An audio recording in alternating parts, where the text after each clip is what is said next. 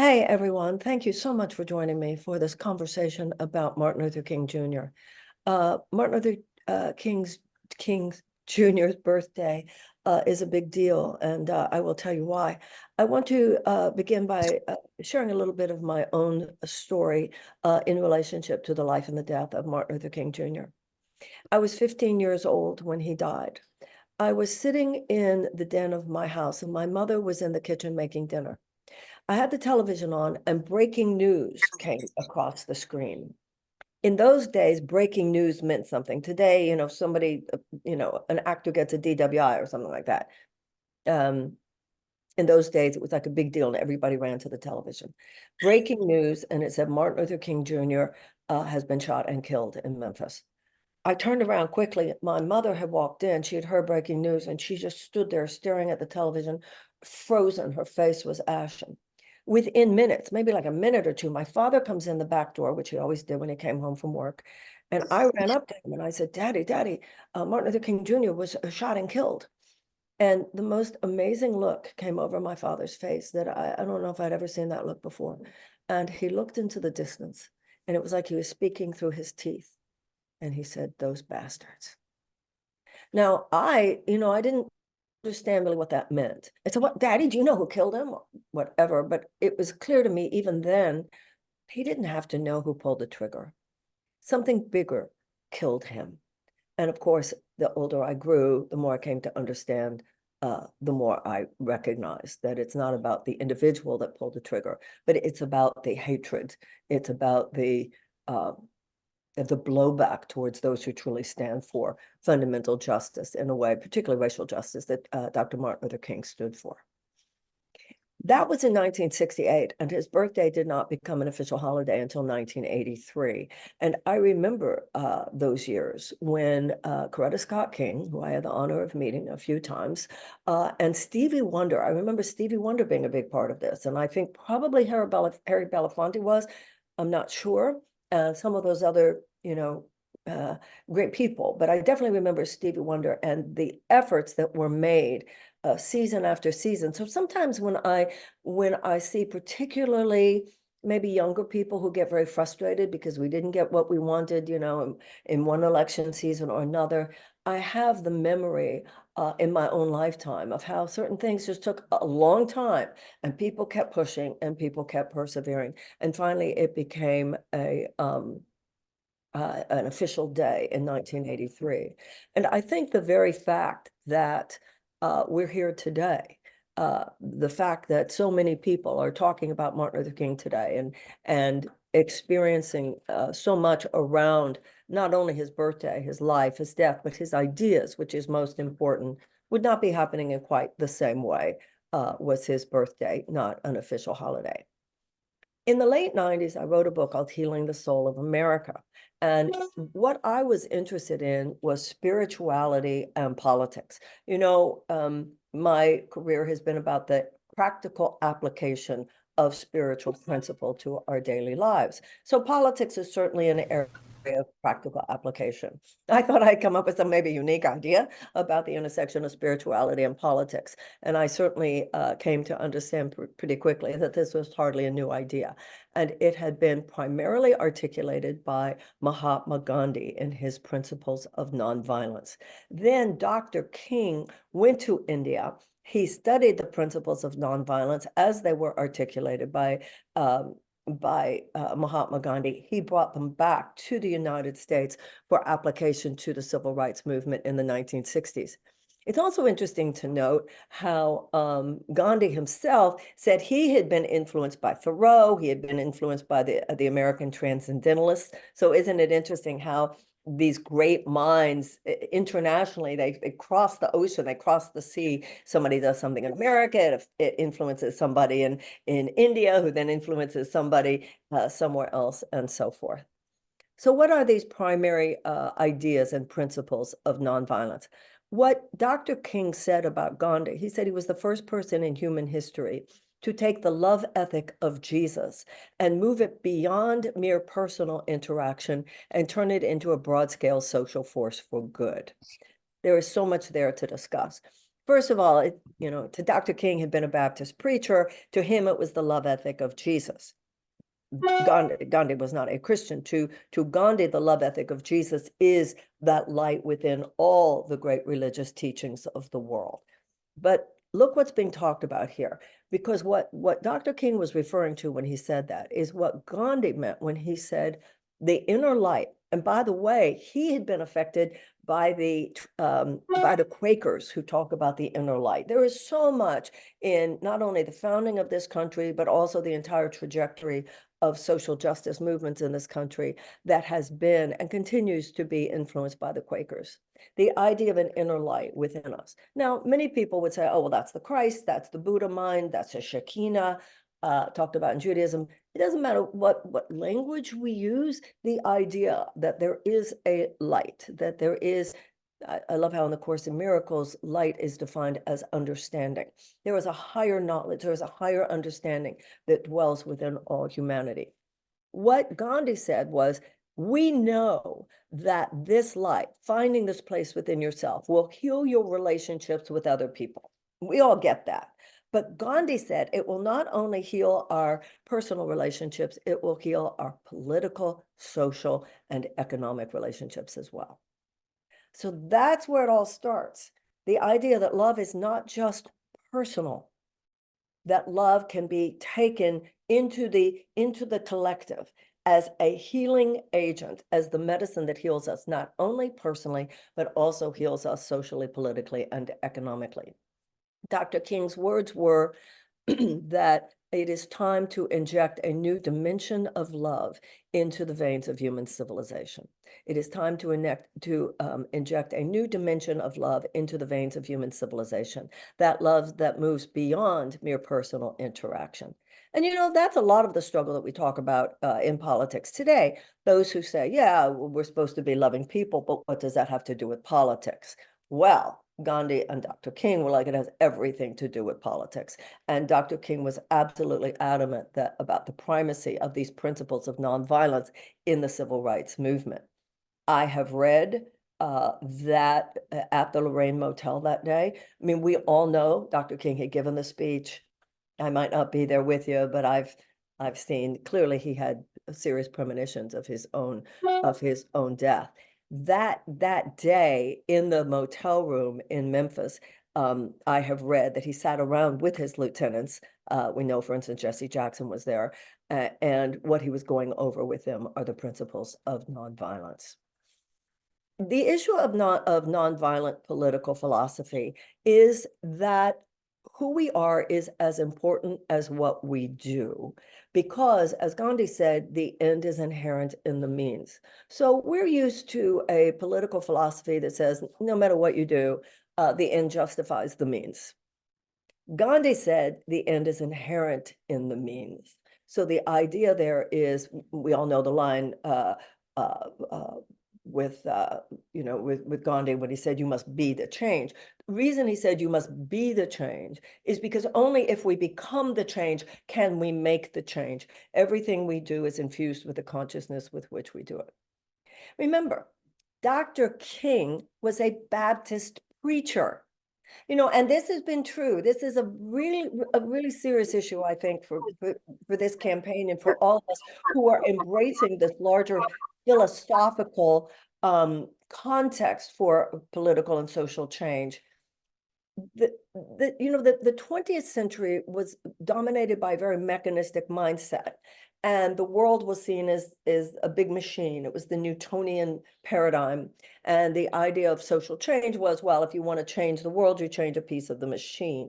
That inherently, however, created an overly concentrated focus on things outside ourselves, as opposed to recognizing the balance that must occur between the outer and the inner life.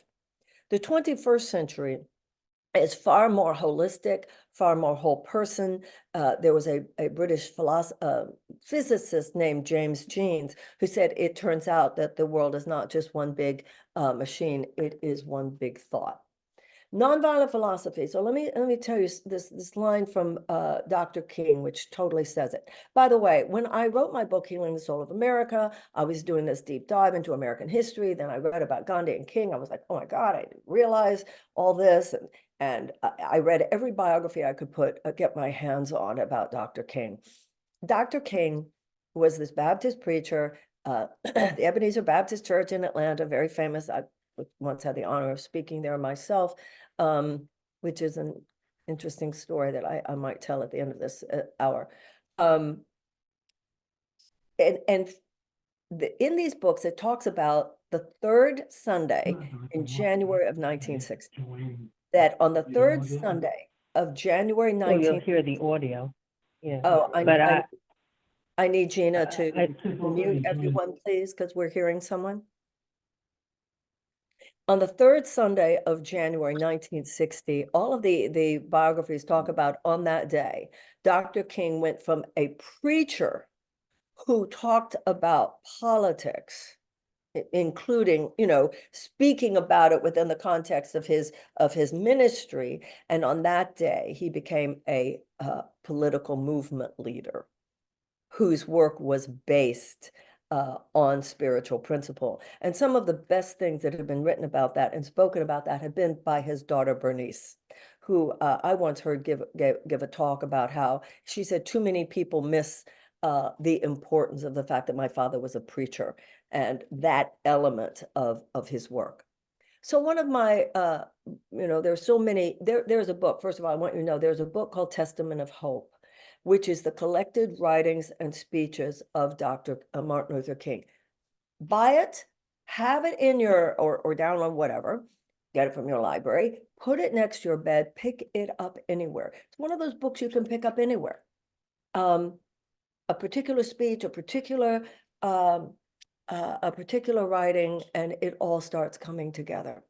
So these were his words. He said, the desegregation of the American South. Now, of course, that was the goal of the civil rights movement, right? Because the American South at that time, it was filled with institutional suppression of Black people. The form that this mainly took was, of course, segregation. This is what Dr. King said. The desegregation of the American South is the political externalization of the goal of the civil rights movement. He said, but the ultimate goal is the establishment of the beloved community. Now, we're talking about, now this is so aligned. One of the things we talk about in our campaign is you look at someone like a President Biden or any of the, the political elite, the politics really that dominates today is very much a model of the 20th century. It's very transactional. It's about treating the symptom. Root causes are within. So the 21st century is much more whole person. It's a rebalancing that humanity is seeking to make now in recognition of the fact that something inside, there's some internal musculature that has withered away and that is just as important and just as necessary to right living, both individually and collectively, as anything that happens in the outer world. So when Dr. King said, the goal of the civil rights movement is the desegregation of the American South, but the ultimate goal is the establishment of the beloved community. He was basically saying, if we don't establish the beloved community, there will always be something. If it's not the oppression of this people, it'll be the oppression of that people. If it's not racial injustice, it'll be economic injustice. If it's not the malfeasance of certain strains of capitalism, it'll be militarism. It's always going to be something until the human race evolves to that point. And another way he put it, he said that in order to establish the beloved community, we would need not only external changes in our circumstances, but also internal shifts in our souls. That's a big deal in our politics today. When Dr. King died, and this was also true of when Bobby Kennedy Sr. died, those assassinations, and there are really no words to describe the collective trauma. We didn't have the words PTSD at that time, but we knew it was a collective trauma that the whole country was put in, not just the culture as a whole, but particularly young people. Because what Bobby Kennedy, John F. Kennedy himself, Martin Luther King, so many of these guys did was they were older than us. We were young at the time. We were the youthful generation. Not that they were old. Martin Luther King was only 39 years old when he died. I think Bobby Kennedy was 42. I mean, these were young men. But they were older than us, who were like the teenagers. We were like, you know, the youth movement at that time would be what the Gen Z were today. They held aloft for us the dreams of possibility, the possibility of a just society, the dreams that every youthful generation has. And when they were shot and killed in front of our eyes, there really is no way, and I know there are probably some people on this call who remember, who have a sense of understanding what the impact. It was like bullets that psychically shot all of us, because there was a very loud, unspoken message. And just in case we hadn't gotten the message, after that, there was the shooting of the kids at Kent State University, just in case we hadn't gotten the message. And the message was, there will be no further protest. You'll just leave the public sector to whoever it is that wants to control it so bad that they're willing to kill in order to do so. But you go back into the private sector and do what you want to there. And a generation in many ways did that, although that generation, I think, in many ways is coming back out into the public sector because we're not as scared of them as we used to be for different reasons. But I don't want to get too off the Martin Luther King track here. When Bobby Kennedy Sr. and Martin Luther King died, usually when people that you love, whether you knew them personally or not, die, every year it gets a little easier. And in many ways, the assassinations, the deaths of those men always seem to me in my life, every year, Dr. King was killed on April 4th, every year it seems to get worse. For a long time, that's how I felt. It was, and the reason I felt that Martin Luther King, you know, the anniversary of his death was, you never got over it. It just became sadder and sadder every year. Why is that? The reason is because everything we feared might happen, happened. Whoever it is that wanted to get those voices out of the way, because otherwise it would be a drive towards justice and genuine democracy in this country, that was inconvenient to their ideological and or financial interests. But something happened for me a few years ago, and that's that I realized that even if Bobby Kennedy Sr. and Martin Luther King had lived, it occurred to me a few years ago, even if they had lived, they would have been old men by then. And that it would be time for our generation to say, Martin, Bobby, whomever, you can rest now. We'll take it from here. And the more you understand, you know, the goal of assassinating someone like a Martin Luther King is obviously to shut him up. But the ideas that he articulated so brilliantly and that he lived, remember, he understood nonviolence. He understood that it had to be the essence of his being and his behavior. I remember that one of his lines was, thank God, God didn't tell me I have to like my enemies. He just said I have to love them. What he demonstrated, he called for a coalition of conscience, that he refused to bow to hate. He said hatred is too great a burden. The hatred that was thrown at that man, at that one man, every white supremacist, the entire, remember you're talking about, you had slavery for almost 250 years. And then that's followed by another 100 years of institutional suppression of Black people. That's 350 years. And here's this one man. I mean, look, they assassinated Lincoln too. John Wilkes Booth assassinated him for the same reason. So the hatred thrown at people standing up for justice for Black people, this is certainly not anything new. So Dr. King took this on. He kept saying that hatred was too great a burden and that the tool that we would use to change the world is love. And that is what the philosophy of nonviolence is. But I also think that there's uh, um, uh, a little bit that we have to look at in terms of how people too often see that today. I'll give you an example. President Biden, and I would see this I remember with President Obama and Mrs. Obama too. So today, in honor of Martin Luther King Day, President Biden was at a food pantry. Well, we really need to discuss this. Dr. King was not just about acts of service. If he had just been about acts of service, then they wouldn't have, the blowback would not have been there. He was about justice. So Dr. King, was the first person to realize that no amount of private charity can compensate for a basic lack of social justice. If I were president today, you know how I would want to celebrate the Martin Luther King birthday is by making sure there's police reform. That they're making sure that there's a codification of Voting Rights Act. That's the kind of thing we should be talking about on Martin Luther King Day, not just feeding at a food bank. Because Dr. King, if he were here, he would be saying, why is there even a need for all these food banks? Dr. King is the one who would be pointing out that 39% of American people today are regularly skipping meals in order to pay their rent. So Dr. King would not be fooled by all this, oh, in honor of Dr. King, we're going to work at a food bank. He'd, on some level, roll his eyes, whether that was his physical action or not. But we should not be fooled by that. This is whitewashing of he was such a nice man. Yeah, he was a very, very nice man, obviously.